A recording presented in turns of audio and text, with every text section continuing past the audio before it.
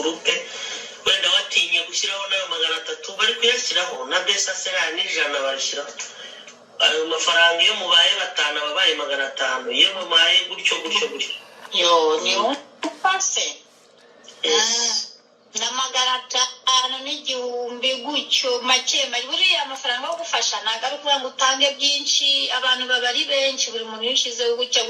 rimwe aragwira ibaze ifaranga rimwe abantu 1000 ni amafaranga 1000 ibaze umuntu atanze 1000 abantu 1000 ni miliyoni usi nawe ugashyiraho gasopo sinzongera kandi koko sinzongera ikaba ko muzongera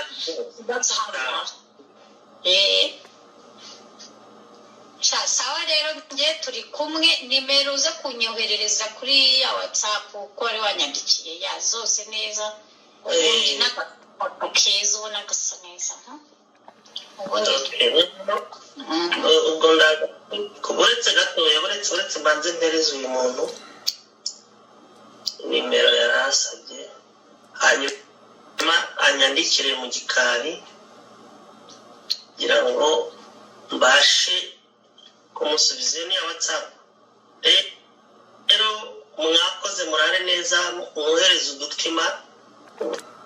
undi udutima twaravu rwose ngiye harakana muvuze ngo tera inyenyeri simenye ibyo mwahereye tera inyenyeri nuko uyu ujya kohereza amafaranga mu Rwanda ubanza gukanda akanyenyeri ugakurikizaho imibare ugashyiraho urwego n'ibyo njye ntabyo narinzi ntabyo reka njyewe buriya nimukambone hano nta bantu ngira nganira nabo i Kigali buriya abantu hari ukuntu baba bafata umuntu n'iki nk'uko tuvuganye nk'uko ni abanyarwanda umuntu gutya muraganira gutya n'ibikireka da mu Rwanda abantu twavugana ni 1 2 3 buri wese azi uri mu kazi kawe wirukanka nanjye mba ndi mu kandi hari igihe munaburana bitewe n'amasaha n'iki ntazo numva none ngo Imana yararwaye nta mubuze sinzi uko yagiye urumva so ubwo rero ntago mbanza makuru ngo bimeze gute bya buri kimwe cyose reka da yewe reka ubwo mbafite nk'umuntu umwe tuvugana tugachatinga tukagira gute nuko nyine ntabindi sinjya njya muri byinshi sawa yes good night okay guys mwakoze kuza rero